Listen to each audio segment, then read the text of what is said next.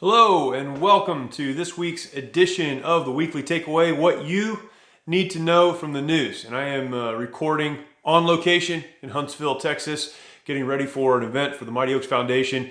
But I wanted to come to you with some of the big news stories of the week, and the biggest probably news story of the week, the one that's in your face, is the impeachment trial. We talked about this last week, and I won't spend a lot of time here, but just know it's going to be okay. Everything's going to be fine. We're going to be okay. Everybody just needs to take a big, deep breath. It's going to be all right. So we'll get through this. The trial started in earnest this week, and it doesn't matter whether you're left, right, center, somewhere else. You have an opinion on what's happening. Everyone has an opinion on what's happening. It's going to be fine. There are other news stories, a lot of other things going on. One of the big things that happened this week on Martin Luther King Day, earlier this week, there was not only the Martin Luther King celebrations and rallies and all of the things that happened there, and we're thankful to remember what that represents and understand what that represents. But in addition to that, on the east coast of the United States in Richmond, Virginia, there was a giant rally that took place, and depending on who you are and what you believe, there were somewhere, we're told, between 20 and 110,000 people that gathered in Richmond, Virginia for one purpose, and that was to stand up for the Second Amendment, the right of the citizens of this country to keep and bear arms. The legislature in the state of Virginia, again, if you're following this story, you understand this. They're putting forth legislation to tremendously restrict the ability of its citizens, those who live in Virginia, to hold firearms, keep firearms, use firearms, and a lot of other stuff they're talking about. And the rally was one that's been planned. It was a rally that was organized for the purpose of simply saying, we the people of the state of Virginia want to stand up and be heard on this issue, that the Second Amendment is an important amendment, it's an important issue, and one that we hold dear. It was an amazing rally for a lot of reasons. One, it was predicted that when this happened, it would be a big white supremacist rally, that there would be buildings burning to the ground and riots happening and fights in the streets and hundreds of people being arrested. One of the great things about this rally was that none of those things happened. The demographic of the people who were there, those who were rallying, who were marching and demonstrating, it was as diverse as our nation is diverse. The right to bear arms, the Second Amendment rights that we talk about, are not rights that are restricted to a particular political party or a gender or religious background or anything else. This is a right that extends to everyone. It's a very important right, of course. And this rally reflected that. Men, women, children of all races and backgrounds and creeds came together to say, this is important for us. That was one thing. I believe that in the entire day, or throughout the entire day, there was one arrest. One. No rallies, no buildings burning down, no cars flipped over, nothing crazy. There was a peaceful protest, the way it should be done. And that was amazing. If you watch the video footage of this afterwards, this is kind of the other part of this that to me is just amazing. The folks, when they got done standing up for their right, they pulled out black trash bags and started cleaning up after themselves. This was a demonstration, not only of people who care about the Second Amendment, it was that, but really more than that, it was a demonstration to all of us of how this process should go. To see men and women, again, of all colors and backgrounds, carrying weapons, many of them, peacefully protesting, peacefully demonstrating for their constitutional rights. Doing it in a way that says, we care about this, but we want it to be done right. We want it to be handled right. They demonstrated for the rest of us how this should be done. What a great learning moment, a teachable moment, if you will, for our country. That's a great takeaway from what happened in Richmond, Virginia. A lot of other things happened this week. We know, and man, the tragic incident in Honolulu, Hawaii. 2 police officers were killed there. I wrote their names down. I wanted to make sure we talked them, spoke them. Tiffany Enriquez and Kalike Kalama, 2 police officers in Honolulu, were killed doing their job. When these things happen, we're reminded, and this is the big takeaway for me. I read the stories, and again, if you have the opportunity, go back and watch the press conference with the police chief talking about these 2 police officers. She was talking about them and talking about how they were part of her family, and that really she saw them grow up in the police department. She started crying as she was expressing just a heartfelt grief for what had happened.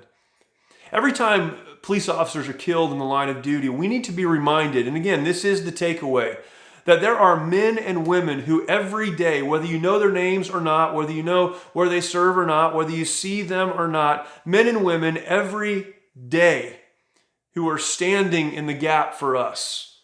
Those folks who make up that first responder community, that are keeping us safe, that are running into the fire when many are running away, that are responding to dangerous situations as they serve their community. We hear a lot of talk back and forth about the law enforcement community, and I'll tell you this. I know, I can acknowledge that there are some bad people in law enforcement, just as there are bad people everywhere, but the vast majority of men and women who make up our law enforcement professionals in this country are folks who care about America, they care about their communities, and every day when they put on their badge and they put on their bulletproof vest and they put on their weapon, they're saying, I'm going to go out and do the hard work to keep those that I care about safe. We need to honor them, and I hope that you will this week. An international story that took place this week, or is kind of unfolding this week, is that China has quarantined millions of its citizens in response to the coronavirus outbreak. And many folks have died there in China as a result of this virus. And the pictures from China and the images from there of folks crowding into hospitals trying to figure out if they've been infected and get the treatment they need to stay alive, and whole cities, whole communities being quarantined so that the government can deal with this. What an image that is. And there are probably a lot of takeaways. I'm not sure what the big one is. This is an unfolding story, but in response to what's happening in China, our government now is beginning to process those who are coming from China into our country, trying to determine if they have the virus, if they're safe, if they should be quarantined, and if they should be brought back into our country. It's moments like this that I'm reminded of how small our really big world actually is. We look at the world and we talk about nearly 7 billion folks, but we have to understand that what happens in one place impacts everyone around the world. We live in a global society. We love our country, but what happens elsewhere impacts us. And when we consider political stories and we consider all of the things that come out in the news, we need to keep this in mind. We live now in a world where something that happens on the other side of the world will impact how we live today. Let's not forget that truth. The last story I'll bring to you today, and this is one that I hope is encouraging and inspiring to you. This week, of course, is the week that a number of marches will take place, but the big march is the March for Life in Washington, D.C. This is just a week to march, apparently, and a lot of things are being said around Roe versus Wade as we remember the many years of Roe v. Wade and the impact that that's had on our country in the tragedy of abortion over the years in the United States. This is the first year, however, when the D.C. March will take place, actually tomorrow as I'm recording this, that a sitting president of the United States has said that he will speak, and I believe that he will. President Trump is the first president in American history to stand with and speak during the March for Life. He's made a lot of strong statements over the last week about abortion and the scourge that abortion is and really what it looks like. He said this: it's important for us to defend the dignity of every person. To defend the dignity of every person. There's a big takeaway here, several I would imagine. But one of the big takeaways for me is this: that as the president states this, and your opinion on the president is not super relevant to this conversation, you could say, well, he did this or he did that or whatever. It doesn't matter. The statement that he made is absolutely true. We must, as a nation, stand up even for the unborn, those who cannot defend themselves, those who are, we would say perhaps in biblical terms, the least of these, those who have yet to begin their life outside of the womb. We need to stand up for those boys and girls who will be born, because if we as a nation will not stand up for those who cannot stand up for themselves, if we will not defend those who cannot defend themselves, then we have no moral authority to make decisions to defend or stand up for others. We need to defend the rights and the sanctity of every life.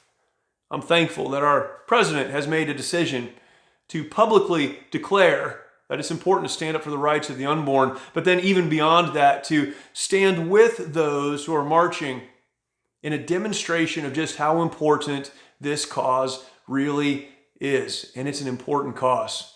And we need to stand with and stand for anyone that stands against the murder of the unborn.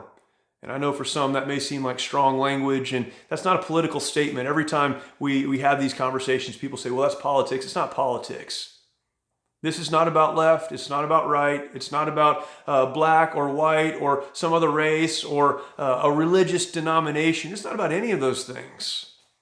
It's about the fact that we as a country have the opportunity to defend those who cannot defend themselves. And we need to step up and do that work. And I'm thankful that our president is, in many regards, helping us to see that. And he's not leading the way. A lot of people have been fighting this fight for a long time, but he's getting into it. And we're thankful for that. A lot of stuff going on in our world. And man, every time you see one of these stories, you have to step back and go, what's my takeaway? What do I learn from this? What can I do in my life in response to what's happening? And I hope that you have some ideas now as you go through this next week, and some other stories will pop up. The impeachment will continue on, and it's still going to be okay. We're going to get to the other side of it. I don't know how it's going to turn out, but it's going to be fine. It's going to be all right. There are those men and women who are out on the street defending us every day. Let's honor them every opportunity that we get. Let's understand that we have the opportunity as Americans to stand up for our freedoms, for our rights. And when we do that, we need to do it, but we need to do it in the right way, as was demonstrated to us by those who marched in Richmond, Virginia this last week. Let's not forget that we live in a global society. We love America and we believe in the sovereignty of America, of course. But what happens in one part of the world impacts every other part of the world. Let us never forget. And finally, let us always remember that the most noble thing we can do as Americans, probably the most American thing we can do, is stand up and defend those who cannot defend themselves. And these are your weekly takeaways, the news that you need to know. And I hope that's helped to you. We'll do this again next week. Go ahead, if you have not yet, subscribe, like, share, and we'll get back to you next week. Thank you. Hope you have a good weekend.